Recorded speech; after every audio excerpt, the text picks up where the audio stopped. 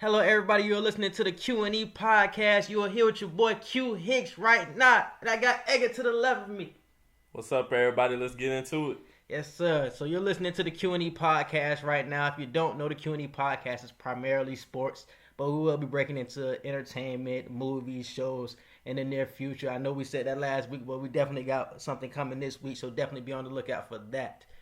This week is our NBA podcast, basketball podcast in general, so NBA and college basketball. So let's get into it. First topic I want to get into is Milowski, man. Got player of the week this week, man. He got a lot of criticism with it, but he did his thing this past week and he got player of the week. Edgar, how you feel? Okay, here we go. Let me just start this off by saying, I respect Carmelo Anthony. Do not think I don't respect this man. I just don't see the hype. I really don't. I get it. He's averaging 22 points, 8 rebounds, 3 assists. He looks like, he doesn't look like the old Melo, obviously, but he definitely doesn't look like a shell of himself anymore. Yeah, he's still like solid. So I'll say that, and we're past the 10-game stretch that I gave him. We at 8. We at 8. Okay, we got 2 more games, so I ain't even really gonna say that. His contract fully guaranteed now, man. You gotta give it to him. But I'm still not buying into the hype. The Portland Trailblazers are still 9th in the West. They've gone up from 15th, but they're still out of a playoff picture right now, so I'm still not buying into the hype. I want to see him continuously do this past All-Star break and finish the season out like this. I don't want to just see this little burst and then everybody goes quiet if he starts doing bad again. Yeah. So like Edgar said, Melo's been averaging 22 points, 8 rebounds, and 3 assists for this past week. That was just for that 1 week where he got player of the week. The Blazers went 3-0. I think over the season he averaging like 16, 17 a game. So it's putting up Melo off the bench type of stats, but he doing it in the starting lineup. So he's solid, man. And it's something that the Blazers really needed. So I'm really happy to see Melo doing this. He got a lot of criticism this week, though, because Harden, in a couple people's opinion, Luka, and other people's opinion, had better weeks. But Melo is a great story, so that's why he got the award. Edgar, how you feel about the snubbing of the other two? I really feel like they both got snubbed. I like James Harden. Do I feel like he's overhyped a lot based off of what he does? Yes. No. But at the end of the day, he produces and he gets the wins. So it's nothing too much I can say on him. But just the fact that he's been averaging like 40 points throughout this month, especially over the week, and the fact that Luka has been on such a triple-double rampage lately, it's hard to look at both of them and not give either one of them player of the week for that specific week. But like Quincy said, it's just the fact that the storyline of Melo was just so big to see where he is now based off of where he was recently. That's why he really got the award. And many other analysts have said the same thing. If you look at it statistically, he was not supposed to get that award. Yeah, because I think Harden was averaging 40. Luka was averaging 30-point triple-double, so he wasn't supposed to get it. But I was happy he got it either way because Harden and Luka get it every other week. So it's like, and then you don't get nothing for it. It's just this recognition, man. So Melo, this 1 week, man, Melo got it done, man. So big shout out to Melo. But something I want to say about Harden, because Edgar brought up that slight about Harden. Harden played one of the best games I ever seen Harden play last night against the Raptors, man. He showed why he's in the MVP conversation. Against the Raptors, he was getting double-teamed the whole night. And I mean, they were true double teams. And the Raptors have a whole bunch of defenders. And he was facilitating to his teammates, getting everybody involved. I know that Harden has a lot of assists on his stat sheet, but like his impact last night was really, really something to behold. And they got the win without him, really. He shot 7 of 11, had 23 points. So it wasn't about the numbers. It was more about the impact. And I think if more people recognize Harden and his impact over just his points, I think people will raise him up in the MVP rankings. So that's just something I want to get off my chest. Because I know it's a lot of people like Edgar that feel that way about Harden, that he's just points and all that. But if you watch that game and actually seeing his impact, and like I said, he was getting double teams, so everybody on his team felt like they were open. It was just on their teammates to hit the shots. So that was a real game for people to watch, man. If you're a Harden fan, if you're a Harden hater, man, definitely check out that game. Next, I want to talk about the Rockets versus the refs situation, man. I want Edgar to get into it, though, about what happened. This was a situation where how much were the Rockets up by? Like it was 20? about 13 at this point in the game. They were about 13. Yeah, so about 13, 14 points. They were up fourth quarter, and I think it was a full court press dunk that Harden was able to get off, but the ball went through, but it was so fast on how it went through and came back up out of the net that to the naked eye, it looked like he missed the dunk. Yeah, Harden even thought he missed it. Yeah, even Harden himself thought he missed it, so the refs did not count the basket. But if you look at the slow motion replay, you can see the ball fully go through the hoop and then just come right back out through the top. And once everyone noticed this, even when Mike D'Antoni seen it, he tried to challenge it. It didn't happen. The refs did not let him challenge it, and everybody was questioning why. It was clearly a made basket if you go back and review it. So it was a lot of controversy with that. I personally don't feel like in the press conference or even days after it should be any complaints about it, because the Rockets should have won that game regardless of that uncounted basket. Yeah. That one basket did not decide the entire game. They blew a lead and lost the game, and they just feel like those extra 2 points might have made a difference. Yeah. And there was still such an ample amount of time left in the game. So I don't feel like they have the right to complain about that. It's just, it is what it is in that situation. Yeah, so let me set the setting, man. So the Rockets were up by 13 at this point in the game. They were winning the game mostly by 20 the whole game. But at this point, the momentum was starting to shift, and that play really pushed the Spurs, or the momentum went into the Spurs' favor. The Spurs, Lonnie Walker had like 19 in the fourth. Somebody off the bench, he was going crazy. He had a University of Miami. He went crazy after that point. I think DeJounte Murray started getting off. DeRozan was starting to get off. So that was a big point in the game because the momentum shifted. But they were still up by 15 with like 6 minutes left in the game. You got to pull that out regardless of if the basket counted or if the basket did not, bro. You got to pull that game out. I think the game ended up going to like 2 overtimes. So it ended up being like crazy, like a 135-133 score. But they still should have won the game. And now the Rockets are planning to file a protest against the game. They want the NBA to give them a win or to replay the final 650 of the game while they're up 15. And it's just like, it's too much.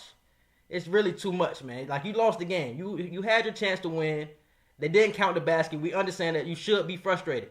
And the real situation about this is that like I said, D'Antoni challenged the play. But the refs told him that he couldn't challenge it. So everybody was confused to the fact on why he couldn't challenge it.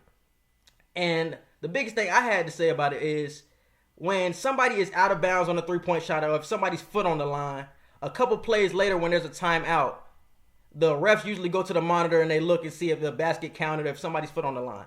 They could have did the same thing in this situation where they could have seen basket was scored by Harden and we just move on and give them the 2 points.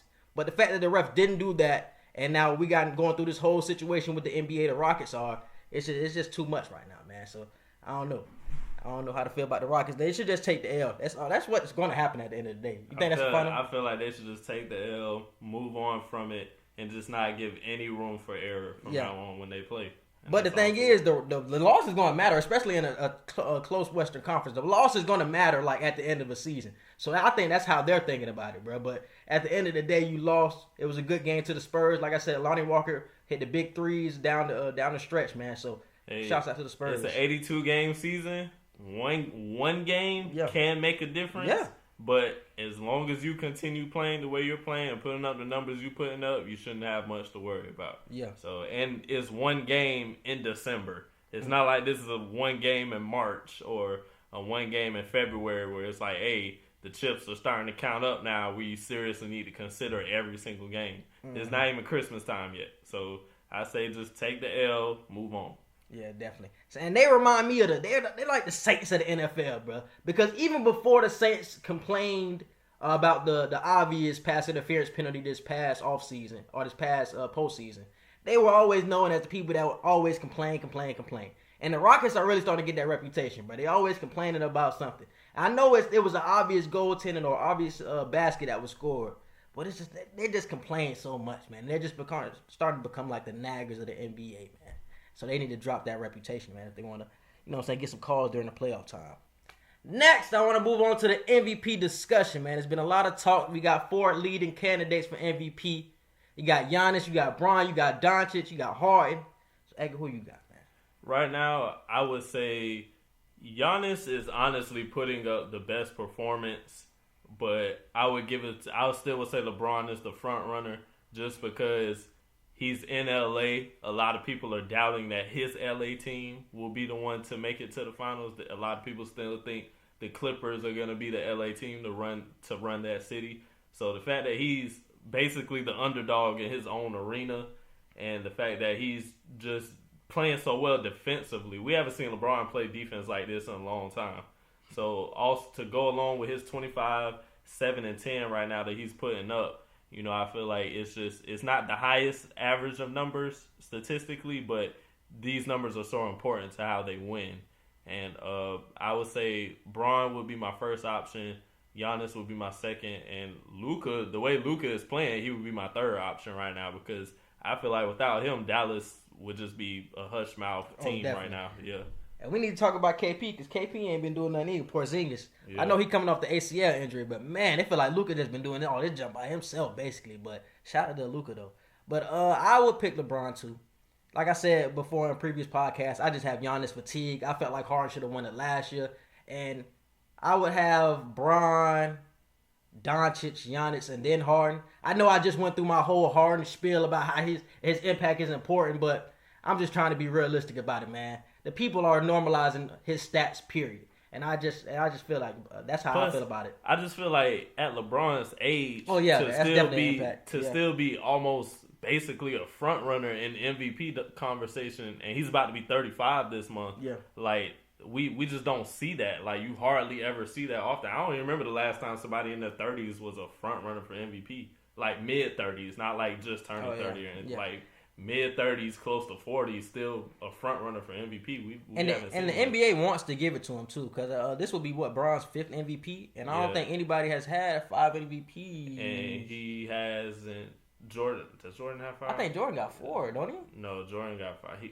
LeBron has more than Kobe, but not more than Jordan. I don't think Jordan has like 5. I think Jordan got 5. But the NBA wants to give Bron his MVP for sure. I think LeBron. When was the last time he won the MVP? When he was with the Heat. Yeah. So it's been a while. It's definitely been a while since he won. At least 5 years, I want to say, almost. Yeah.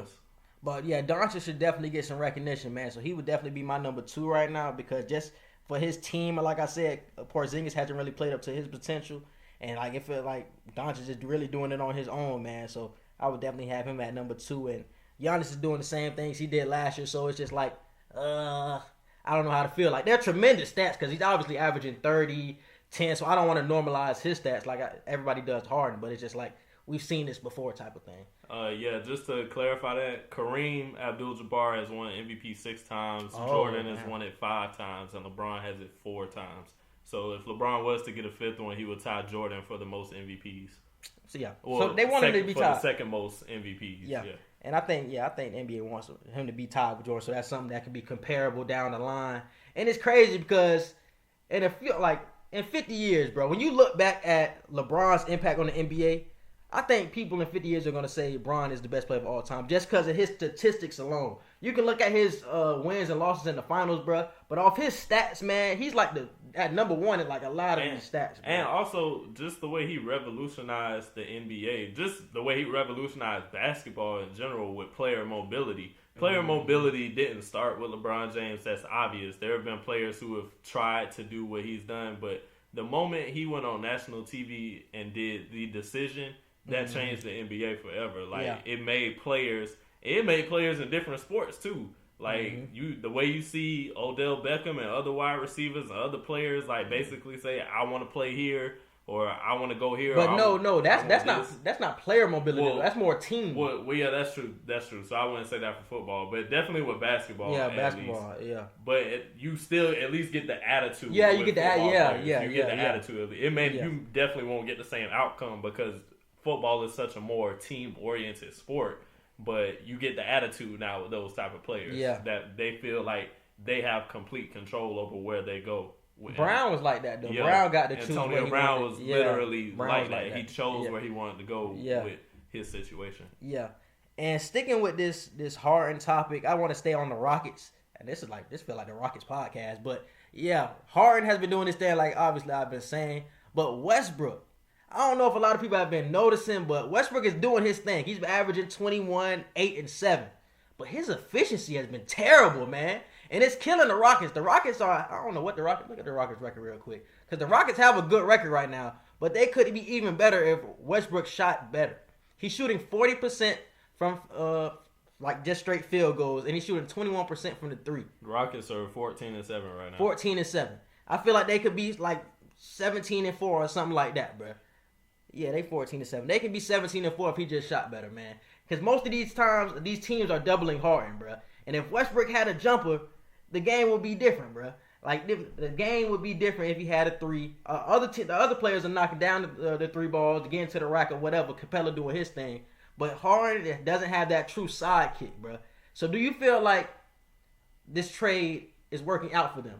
Would Chris Paul be a better fit right now with Harden getting double teamed as much as he is? I've always thought Westbrook was a better fit than Chris Paul, just because Chris Paul is older now. Yes, Chris Paul can be clutch at times, but I feel like Westbrook and Harden, they've played together in the past, and I feel like they just have such a off-court and on-court chemistry to where they know each other and they know how each other play. Is it going to take time? Yes. Did it come together as quickly as I thought it would? No. Yeah.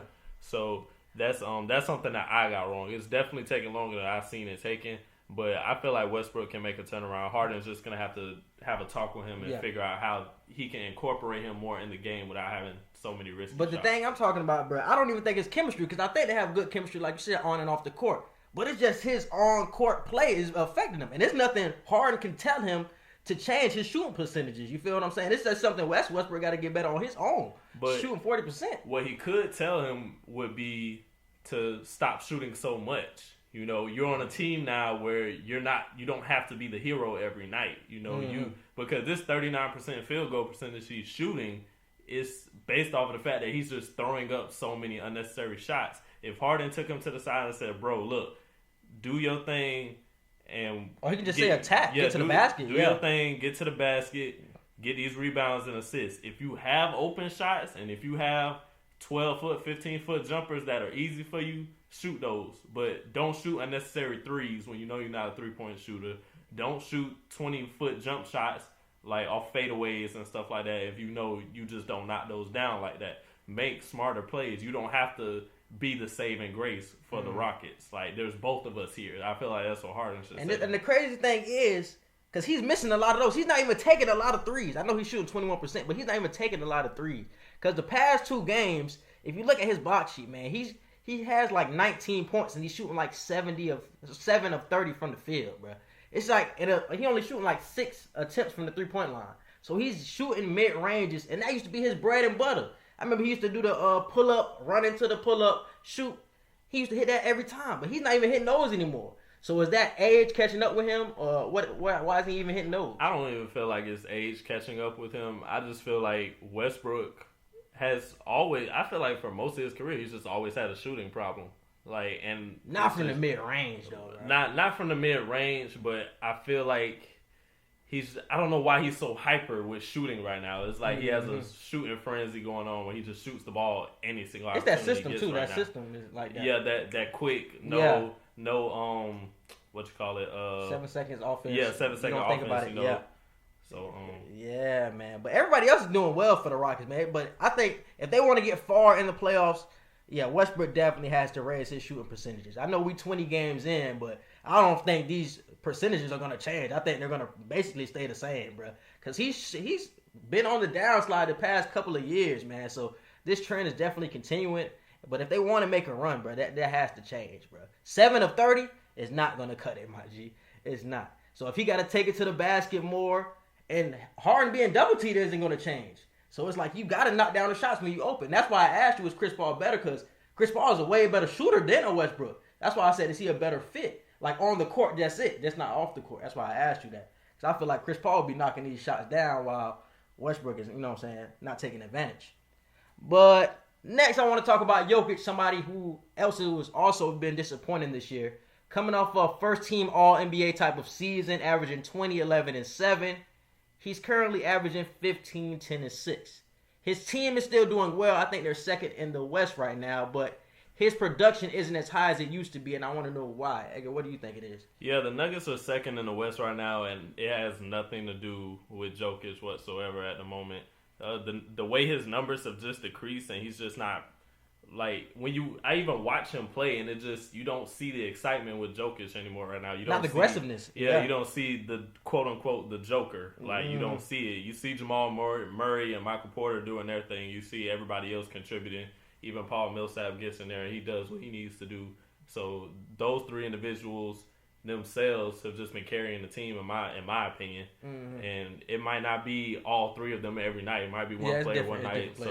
But the fact that Jokic is just he's not disappointing in the sense that he's just not producing, but we're used to seeing like you said, first all team NBA type of Jokic. And the fact that he's a big man and not putting up big man numbers at the moment is just it's hard to see. So I'm pretty sure he'll turn around come playoff time. Especially coming to this season, man. I felt like he was like a dark horse MVP candidate. Like a lot of people were jumping on the bandwagon of. I didn't see him as an MVP candidate though. I think a lot of people did though. Even with the numbers that he was putting up prior, I still didn't see him as an MVP candidate. I just didn't. Compared to Bron, Giannis, Harden, and the way Luka Doncic has been playing with the Mavericks, who basically have nobody else. They got Kristaps, but Kristaps been disappointing me too. So the fact that Luka is carrying the Mavericks, all 3 or 4 of those. But I'm talking about coming into the season. We didn't see Luka making this jump in the preseason. I'm talking about preseason. I think but even still, like the other 3, like LeBron, Giannis, and Harden, those 3 alone, like just overshadow everything Jokic is doing. He was up there last year though. He was top 4 at least. He was number 4 out of top 4. Yeah, he was number 4. Yeah. So he was a candidate though, but I felt like he had a more of an impact. And like you said, a Murray is carrying the team. Will Barton is doing his thing, and Gary Harris has been hitting shots. That's been surprising as well. So it's like those players are producing, but it's not even the fact that his production's gone down. His aggressiveness has gone down, and it's like it's a switch with Jokic, man. It's like some games he'll be aggressive, he'll get you like 20 shots, and then one game he'll shoot like 5 shots, and it's like why does his aggressiveness wane night to night? Like, why don't you give me the same aggressiveness every night? And that's the biggest question with the Jokic, man. Why don't you give me the same number of shots every night? Why is it 6 and then 20 one day? Or why is it 11 and then 25 one day? It's like, you got to stay consistent, bro. Especially on this team where you don't know who the go-to guy is. Especially in the playoffs where that's going to be needed. Is Jamal Murray that guy? Nah, not at all. Okay. So, but we seen Jokic this season hit a couple of game winners, so we see he could do that. That's what I said. It's definitely time. There's enough time for him to turn around. You know, All-Star break is until February, so we got the Christmas games coming up, and we got all of January. January is like the slowest, most non-committing part of the season, I think, to me, because everybody's just waiting for All-Star break to come. So I feel after All-Star break, everybody's going to be on grind mode. Everybody's going to be on we got to make the playoffs mode, you know. So I feel like that's when we'll see the best of Jokic. Yeah. And like I said, his team's still doing the thing. It's still second in the NBA behind the Lakers in the West, man. So it's like I said, it's not his impact on the team. It's just like his aggressiveness. And that's something I've been wondering these past couple of weeks. But next, I want to get into an interesting conversation, bro, that me and Edgar was having before the pod on who is better between Devin Booker, man, and Brandon Ingram. I'm going to let Edgar go first on who he thinks. I feel like Brandon Ingram is better between the two. Don't get me wrong. I love Devin Booker. I love what he's doing with the Phoenix Suns. I feel like he's giving Phoenix a sign of hope that they could be a true team to beat in the near future. But right now, I just got to go with Brandon Ingram. Just the impact that he's made on New Orleans since being traded from the Lakers. You know, I feel his length, his athleticism, the fact that he's putting up the 25 points per game that he's putting up, and just the sole reason why New Orleans, they're not doing great at all right now, but the sole reason they're even in games half of the time is because of him. You know, so I feel like he can be the future of New Orleans if he stays there, or any team that he goes to. He could be a future all-star. Okay, I was about to ask you that though. Do you feel like they're empty calorie stats? Because Booker in his last couple of seasons, he's been putting empty calorie stats because his team obviously hasn't been winning. But Ingram, do you feel like they're empty calorie, or you think they're actually translating 2 wins? I know they don't have Zion right now, but that's big. I feel like they're not empty stats. Just it's hard to say they're not empty stats because they're losing right now. Yeah. But I feel like they're just very valuable still because they're building him as an individual player. And I feel like if he decides to leave New Orleans soon, he'll get a very big contract wherever he goes. And that was something that was being talked about before too, because they didn't sign him coming into the season because obviously he had blood clot issues, so we didn't know how he was going to produce, and he's producing. So now he's looking like he's going to get a max contract this summer. Yeah. So are the Pelicans going to sign him? Or is he going to go somewhere else? I'm not sure if he will want to stay. I can't read Brandon Ingram. You know how you can read certain players and tell, they're going to stay or they're going to go. I can't even really read Brandon Ingram. If he stays, it'll be a young core. It'll be some players that he's already been used to playing with Lonzo, Josh Hart, and he's gotten used to Drew Holiday now and everything. So when Zion comes back, that's just going to be another that's what I was gonna strong say. young person that he can play with. But he could possibly join a playoff contending team too and just be that extra all-star that they need. But I feel like this could be the team. I think he's the perfect fit for a team. And I think we can't determine that until Zion comes back and see how his role changes. Because obviously his role is going to change because Zion is a big piece and obviously going to be the focal point for that team. So it's going to be, we can't determine that until he comes back and see how he plays with Zion, how he feeds off of him. If Lonzo's uptick goes up or usage goes up and Brandon Ingram goes down, and that's how I feel like would happen. But I don't know what his stats would be after that. I feel like it's D Book, man. D Book already one of my favorite players. Like I said, last couple years he been putting up empty calorie stats. I ain't gonna lie, but this year his stats are translating to wins. I just watched his game last night versus the Pelicans, and he had 48, 8, and 9 or something crazy like that, man. And they're translating to wins. I think they're 8th in the West, 9th in the West right now currently. So he's doing his thing, man. And I'm glad to see it because a lot of people have been talking about Booker not being in the top 3 or top 4 top shooting guards. And his talent alone, it should be up there. But obviously people see that it's not translating to wins, so they question him. But now since he has a good coach, he got Kelly Oubre stepping up, Ricky Rubio. Baines has been hurt, but when Baines is in there, they play well together, man. And I just love to see him win it. So I would go with D-Book personally because I'm seeing it now, him on a good team. So I will pick a Booker in this conversation. Yeah, man, definitely. Where they at right now? They 8? Number 8. So Suns are number 8 right now, man. They were definitely hot coming into the season. Obviously, they're a young team, and they don't even have DeAndre Ayton right now. And that's something that we should be talking about. I did forget about that. I did forget about DeAndre Ayton. Yeah, so I think the first game when he did play, they blew some team out. So his impact hasn't even been shown yet. So when he comes back, they could take another leap, depending on how they play together with everybody coming back. Like I said, with Baines and Oubre. So that would be exciting young core. Definitely exciting young core. Book is definitely the future for the Suns. And Brandon Ingram, wherever he decides to go after this season, he's going to be the future. And he's going to be a true all-star wherever he goes. Yeah. And you think Booker all-star this year? Yeah, definitely. Definitely? Yeah. Damn. I ain't even been thinking about all-star this year. I know it's a little early, but I haven't even thought about it. He averaging 25, 3, and 6 on the Suns. I feel like he can make the all-star team. I gotta look at everybody, but yeah, I probably will ride with Book for all-star. He'll make the bench. I'm not saying he'll start, but he'll make the bench. Yeah, I can see it because a lot of people have been hurt. Like I don't think a Westbrook would make it. I don't know. You don't think Westbrook would make the all-star team? I don't know. They low-key they tried him last year. They low-key tried him last year. He made it last year though. But he got in. No, I'm thinking of somebody else. It was somebody they tried. They weren't in the All-Star game. I'm thinking of Melo. I'm thinking of Melo. Melo? Not a couple years ago? Yeah, a couple years ago. Okay, yeah. That would be like that situation if Westbrook didn't make it. Yeah, and there was a couple times like I remember Dame Lillard, he couldn't get in for his first couple years, even though he was putting up like 20 points or 24 points. He couldn't get in because the West is obviously so hard to get into all the time. It was 2017. Kevin Love was in the All-Star game. He got injured, and then they put Melo in. I think that's what happened. Oh, if I'm not mistaken. I can see that. Yeah. Now Melo was in the West back then. I don't know who it was, but Melo was with OKC 2017. Who was that then? I'll figure it out later, but it was definitely a situation like that. Oh yeah, it's been a lot of situations like that. That's why I'm like, whoa, I feel like Westbrook will definitely make the All-Star team. But because I don't think Westbrook would start. But Curry being out, that opens up somebody. That's what I'm saying. Like Westbrook will make it because Curry not here. So, but I think Doncic would get in, Harden would get in, Bron is obviously going to be in there, Kawhi, PG, like you said, D Book, and it's some players. Who else in there? Who else in the conference? Draymond Green is out. Draymond out, Clay out. So damn, there's some spots open. Anthony Davis, obviously. Yeah. Are we already said Harden? Damn, is Mitchell gonna make it? Oh, Towns gonna make it. Ooh, will Mitchell make it though? That's a good. That's what I'm saying. Mitchell and Gobert on there too.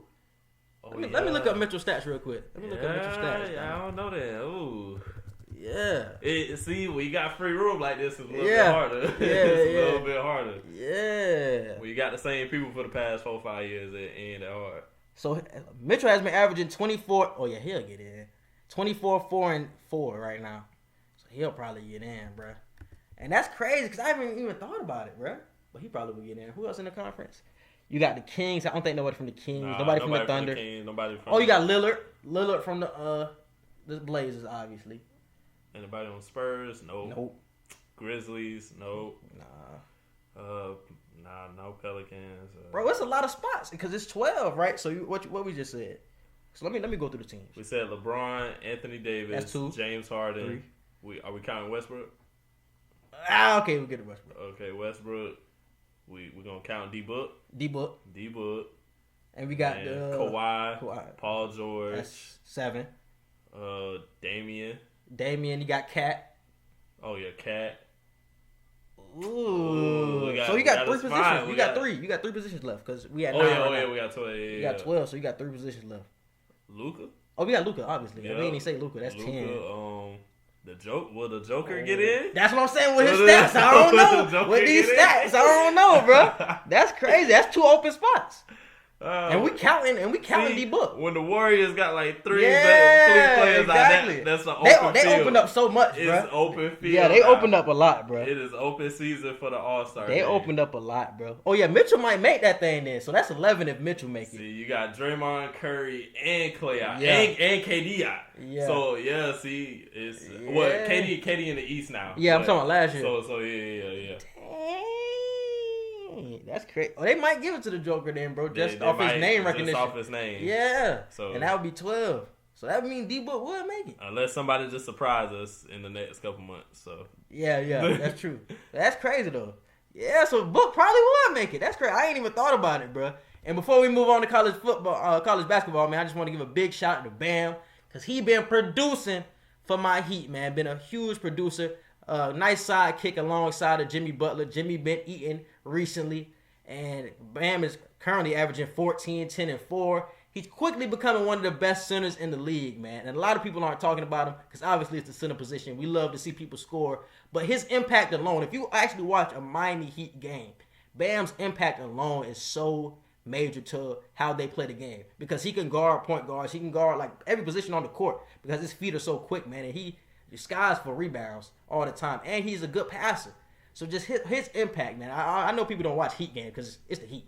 But it's just like, man, if y'all actually watch him and see his production, man, he gets it done. Everybody needs to start watching the Heat because remember at the beginning of the season we gave our playoff our seeding predictions for the playoffs, and I said the Heat were gonna be like a 6 or 17. I said 6. Yeah, I said it definitely wasn't gonna be an 8. We were gonna be a 6 or 17 with Jimmy Butler, but now with the way Bam's playing, with the way Nunn, Tyler Hero, and Jimmy are all just coming together. Yeah. Like, this is it's beautiful to watch for a Miami Heat fan like us too. Yeah. So the fact that we're in the top 5 teams in the West right now, and we're just doing our thing, everybody is finally going to start taking notice, and we could definitely make a run this year to get to the finals if we keep playing the way we're playing.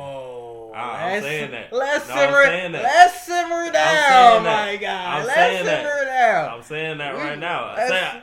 Get me right now on this episode. We can make a playoff run. I don't know about I feel like we can make a playoff run. Maybe beat somebody. Maybe 2. We can make a finals run. Maybe 2. We're not gonna win the finals. We're not winning the finals. We in the East. We can make a finals run with the way Milwaukee and the 76ers. No, because I was about to say that because the Heat's kryptonite, bro, is the 76ers. So we wouldn't beat the 76ers, bro. I don't know what it is. Ben Simmons always kills the Heat. But we match up well against the Bucks, and we match up well against the Raptors, and we play all right with the Celtics, even though the Celtics just dubbed us a couple days ago. So it's just the Sixers against the Heat, man. That's the only thing I'm scared of. We can beat everybody else though, and I don't know about the finals, but I think we can beat 2 rounds. I think we can win 2 rounds. The Heat can be one of the top 3 or 4 teams to make it to the finals out the East. I'm telling you right now. I'm saying it today. So you see that joke about Max? Max had said something about getting shot the world or something like that. Yeah. Yeah. I don't think he made the finals run. Quote me on it right now. The Heat can be a top 3 team to make it to the playoffs. I mean, to the finals. To the finals. So who you had him over? You had him over the Bucks? I got him over Philly, and I got him over Boston. The only other team I would see would be Milwaukee making it out of the East. Yeah. Yeah, man. I picked the Sixers coming into this year, man. If I was given exact order from the East to make the finals, it would be 1, Milwaukee, 2, the Heat, 3, the 76ers, and 4, Boston. Those would be my 4 teams in order to make it. Boston. And Toronto 5th, being that they won last year. Yeah. And Siakam is playing the way he's playing, I would put them at 5th. And Van Vliet, bro, I seen something this past week, bro, that said Van Vliet finna get like 25 to 30 million. Because I think he about to be a free agent this season or this offseason. So I seen something like he gonna get 25, 30 million. I don't know. It said one team is going to pay him. I don't know if that one team is the Knicks, who's desperate and gonna throw out some cheese, but I definitely seen that being reported somewhere, man. So shout out to Van Vliet, about to get that bag. And he definitely been producing though. So moving on to college basketball. That was some good topics. Good topics for NBA. So let's move on to college basketball. First, I want to give a huge shout out to Anthony Edwards, bro. Anthony Edwards from Georgia, bro. I did not know how good this dude was, bro. The first couple games I watched him, he looked cool, but he ain't look nothing crazy or like the top 3 prospect like he was coming into the season. But I forgot to mention it on last week's podcast for the NBA or for basketball. But he dropped 37 against Michigan State, bro. Nobody has ever dropped 30 on Michigan State. And he dropped 37 and had 33 in the second half. So I just want to give a big shout out to him. He impressed me. He had a couple of dimes during that game, bro. He had the little goggles, glasses on. He was playing out there, man. So he is definitely a top 3 lock for me, man. Anthony Edwards, a big shout out to him, bro. I agree. Because that was at the Maui Invitational. That was the game at the Maui Invitational. That wasn't the Maui? That was Maui. That's why I said I forgot to mention it. It must have been like the end of the tournament. Yeah. It was like second round. Yeah. Because Georgia, their team isn't that crazy, but him. But I like when players do that. I like when players go to small schools or not known schools and get to do whatever the hell they want. Exactly. And that's what he doing right now. He get to do whatever he want. They got him running point. They got him running 2. And he's doing his thing for real, man. So he up there with the Melos and the Wisemans for like that top 3 the Cole Anthony's for the top 3 conversation. I've seen him play and I'm very impressed. Yeah, so. Bro. If y'all didn't watch it, bro, go watch his highlights versus Michigan State, bro. Definitely his best game. Might be his best game for the season. Obviously the season early, but that was a very, very impressive game. But I want to get into some more games that happened this past week. It's been some high-ranked matchups. We had Michigan State versus Duke, where Duke clapped Michigan State 87-75. Trey Jones did his thing, hit a couple of jump shots, had 20 and 12. And then Louisville clapped Michigan, man. Even though Michigan had won a couple games last week, they beat them 58-43. Their best player, Jordan Nwora, got off for 22 and 12. And Ohio State, they didn't even clap them. They smashed them. They smashed UNC 74-49, bro. They was getting loose. Edgar, what were your thoughts on the games that happened this past week? I feel like the Duke and Michigan State game was really good. I felt like either team could have won that game, and the fact that Michigan State has been on kind of a slump lately, it was just Duke's game to lose necessarily. But Duke they didn't have Stanley though. Stanley was hurt. But still, I just felt like Duke had the edge on them just based off of the fact that they just spread the floor a little bit better right now. I feel like their chemistry is matching up better than Michigan State. So okay, yeah. And Michigan State doesn't have enough shooters for me, man. And like I said it on coming into the basketball season, man. Them not having Josh Langford, bro, that's a big time loss, bro. Because right now it really looks like Cassius Winston is their only hope. And if he's not getting off, they're not producing on the court, man. Aaron Henry isn't doing what I thought he was gonna do. Tillman isn't producing like I thought. They don't have enough shooters for me, man. Even if you don't necessarily have enough shooters to just shoot from long range, if your team can get buckets, no matter if it's all 2s and a few 3s, you know what I'm saying? You can get the job done and win. I feel like Duke just has the better all-around team, which gave them the edge in that game. Oh, and another big shout out to, man, Vernon Carey, bro. He been eating the past couple of weeks, brother. He in the National Player of the Year conversation. Yeah, I think he had 26 points against Michigan 26, State. man. Yeah. He's been pounding them. And it's crazy because Michigan State is known for their inside presence, bro. So for you to dominate Michigan State, like rebounding and punishing them in the post, bro, Vernon Carey is legit, man. He's another person that's going to be in that top 10 draft conversation, too. So he's somebody that impressed me. So how you felt about the Louisville, Michigan? The Louisville, Michigan game, I still think Michigan is for real this season. Oh, yeah, because Louisville #1. Yeah. And Michigan was 4. I ain't say the ranking. Exactly. Yeah. So I feel like it was Louisville's game to win. I knew Louisville was going to get the win, but I was still impressed by how low Michigan kept the score. And the fact that nobody even touched 60 points and Michigan just stayed in the game the way they did, I was very impressed. I feel like Michigan could be definitely be a team in March Madness that can win it all this year still. And it's crazy because Michigan was unranked last week, and they jumped from unranked to 4 because winning the Battle of Atlantis tournament, they beat like 3 or 4 ranked teams. So they're definitely still dangerous, man. But Louisville looks legit. And I said it last week, man. Louisville got N-Warrior, they got McMahon, they got Enoch down low. They have players, bro. So everybody needs to watch out for Louisville, man. I know a lot of people don't talk about it, bro. But Louisville was... But I was surprised by Ohio State, bro.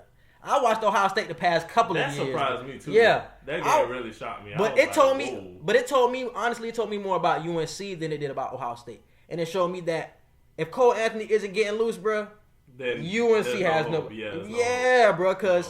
I think they didn't have Emmanuel Baycott, bro, but still. No, Baycott played. He only had 2 points. Yeah, but he got hurt during the game. Oh, yeah. See, I low-key stopped watching that. Yeah, because they was getting blown out early in the game, bro. They was getting blown out early in the game, but he ended up getting hurt. I kept clicking back and forth, and the gap just got bigger and bigger. That's what I'm saying, bro. So. They was definitely getting killed, bro. But Ohio State got some players, too, bro. So, yeah, man. But UNC, if Cole Anthony isn't getting it done, it's like, who is your second option besides Baycott? And Baycott a freshman, bro. I know Anthony a freshman, but Baycott is like somebody down low who isn't somebody who's explosive like a Cole Anthony. So it's like, who's your next option? And they lost a lot from last year, bro. They lost Luke May. They lost Kobe White. They lost, who else they lost? Cameron Johnson. He was a top 12 pick. So it's like they lost a lot of players from last year, bro. And only to bring in a Cole Anthony to replace that production that you lost. I mean... That told me a lot about Ohio State beating them, bro. It told me a lot about UNC. But Ohio State definitely has some players, bro. Because this was, Ohio State is 6 right now, and UNC is 7. So I thought it was going to be a nice little game. Man, they got clapped, man. So all these games were hyped up to be something, and all of them basically were blowouts. And this is like breaking news right now. Coach Fizdale for the Knicks has just been fired. Dang! So that's crazy. I like Coach Fizdale. Coach Fizdale straight. Fizz, I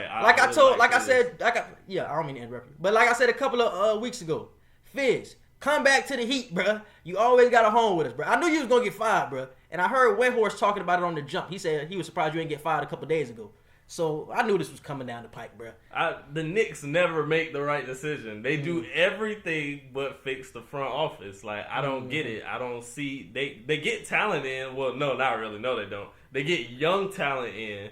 And they get a great coach in David Fizdale, and they still just can't attack the true problem, which is the owner, James Dolan, and the front office, like the executives, the people who are in charge of bringing the talent and recruiting people, not recruiting, but getting people to be interested in even signing in the Knicks, you know what I'm saying? So I feel like a lot of people would have signed with the Knicks because of Fizdale, so for him to be fired, man, it's definitely a bad decision. But I'm not going to act like Fizdale didn't make some mistakes along the way because I had some disagreements with Fizdale, bro. I thought he should have been playing Dennis Smith and Kevin Knox way more minutes than they were getting, bro. I think Knox barely plays. Dennis Smith is coming off the bench for Ntilikina, and we all know Ntilikina is trash. And you got 5 power forwards on the team, bro. And 3 of them are in your starting lineup. It's like we all knew this Knicks team wasn't going to be trash. I definitely thought they were going to be better than 4-18 or whatever they are right now. I definitely thought they were going to be better than this. But I knew they were going to be trash. Knew they weren't going to make the playoffs, but it was just like, damn, Fizz gone. Fizz, come back to the Heat, bro. You're going to get on your feet soon. I feel like somebody's going to pick you up, and you go somewhere with some actual talent, bro, other than the Knicks, bro. I don't know why he got left the Grizzlies. Oh, he left the Grizzlies because, oh boy, the Marc Gasol ain't want him. Marc Gasol didn't want him. He got rid of him. Oh, yeah, I remember now. But he gonna get on his feet soon, man. So shout out to Fizz. Yeah, he still got one of the baddest females in the game, bro. I ain't gonna lie. You see this one? No. Oh, yeah, bro. She fine. But now let's move into the Georgetown situation. I know a lot of people haven't heard about it. I just told Edgar about it coming into it, man. It was a lot going on at Georgetown, bro. I heard about it on Outside the Lines. 3 people were found of sexual harassment and alleged theft at Georgetown. One of the players got kicked off the team. I really don't know everybody's name, but I know one of the players got kicked off the team. The other two people who were caught up in sexual harassment are currently still on the team, and they played. Edgar even told me they played on Wednesday, and this story came out on Tuesday. So I want Edgar to go more into it. The players who were accused of this sexual assault and alleged theft were Josh LeBlanc, Galen Alexander, and Myron Gardner for Georgetown.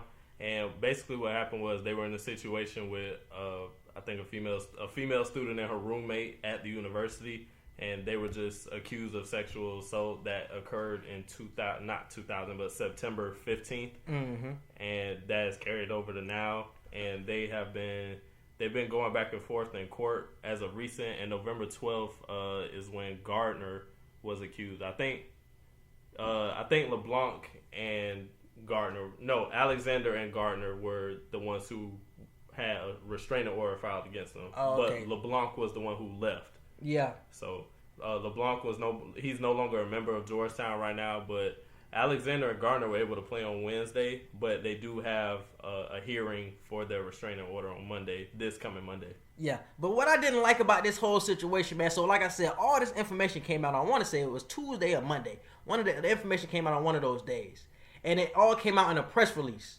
And if you don't know, Georgetown's best player is James Akinjo, or one of the top two best players. James Akinjo, he won Big East Player of the Year last season. So they all came out in the same press release. LeBlanc, the Alexander, I forgot who you other said, Gardner and Akinjo were all in the same press release. 3 of the 4, like Edgar said, other than Akinjo, were filed for burglary, for assault, harassment, things like that. And Akinjo, he just transferred from the school. He just didn't want to be at the school anymore. But they were all in the same press release, so it looked like James Akinjo was actually a part of the burglaries and a part of the sexual harassments. So I didn't like how that information all came out on the same day, how it was all put together. It made, like I said, it made Akinjo feel like he was a part of that when he wasn't. You know what I'm saying? So it felt like they was kind of being defaced in a way, bro. So how you felt about that? I feel the same way. I feel like when you're printing articles or when you're posting articles like that on social media, you have to make sure you control the narrative as positively as possible, and putting all of those players in the same press release, like you said, it can give a bad light to somebody who's not even involved in the situation. So he's just doing his own thing, trying to transfer. And he looks at the paper or he looks at a news article on his phone. His picture is up with the other three. Yeah, the other 3. Yeah, exactly. So that can give the wrong narrative for whatever new school he goes to. Exactly, bro. And like I said, he was the Big East Player of the Year last season. I don't know why he left. I felt like maybe this situation has something to do with it. He could have possibly knew about the situation before everybody else knew about it. So he was probably close with one of the players, and he seen that they were leaving, so he was like, I'm out too. So now he's transferring. Now he's in the transfer portal. We don't know where he's going. But Patrick Ewing said something that was interesting to me. He thought that Akinjo and Matt McClung, if you don't McClung, he's a white dude. He was a viral, you know what I'm saying, for all his dunks and stuff like that. And he thought that Akinjo and McClung could be one of the best backcourts in the country. And now the whole team feel like it's coming apart on Patrick Ewing, bro. So we don't know what Georgetown is going to produce on the court now. They got Matt McClung, but other than that, man, I don't know who else they got, man. So Georgetown, I just didn't like that situation with Akinjo, bro. Obviously, I don't, you know what I'm saying, I don't approve of what the players did with the burglary or the sexual harassment or anything like that, man. But putting Akinjo in that light, bro, just wasn't a good look at all. You could have just made 2 press releases, just 2 separate press releases. But you have any bold predictions of the basketball before we get out of here? Bold prediction. I like Butler to upset Baylor over the weekend. We didn't even say games of the week. Who you said? Butler and Baylor play on, I want to say, let me get it right. They play on Sunday. I think they play on Sunday. Yeah, they play on Sunday, and it was a big game on Saturday. I forgot what we were talking about. There's another big game coming soon. You can give your bold prediction while I do. Oh yeah, bold prediction. Bold prediction. Damn. Ooh. I'm going to make a sneaky one, dog. I'm going to say Bam made the All-Star team, bro. I'm going to say Bam on the All-Star team. Because I don't see a lot of people coming out of the East. We probably got to go through the Eastern Conference to actually see who is going to make it. But I got Bam, bro. If he get up to 16, 10, and 4, and like I said, his impact on the court is going to be appreciated by the coaches who selected the reserves for the All-Star game. I feel like he's going to be appreciated. especially if Miami keeps this ranking. Okay, so actually I had it wrong. Sunday, UNC and Virginia play on And that's Sunday. 7 versus 5. Yes, and Butler and Baylor play on Tuesday. Mm-hmm. So I like Butler to upset Baylor. Butler upset Baylor. And Virginia just got clapped too on Tuesday. Virginia just lost. UNC just lost. And Both of them don't have the teams like they did last year. Virginia's number 5 in the country right now, and UNC's number 7. Yeah, so man. It'll still be a good game. Still be a good game, but Virginia and UNC both don't have the production that they had last year. Virginia lost Kyle Guy, Jerome Hall. They lost a lot of people. They got Diakite still, but other than that, I don't know who else they got. They just got to play defense because they obviously can't score, man. They got that little dude. I forgot what little dude's name is. He was the point guard for him. I don't forget what his name is, but whatever. We out of here, man. You said bro prediction? Oh, yeah. I said Butler was going to upset Baylor. I keep feeling that. All right, man. We out of here, man. We appreciate all the listeners, man. We definitely appreciate you. I wanted to say thank you, man. And we're out of here. Peace.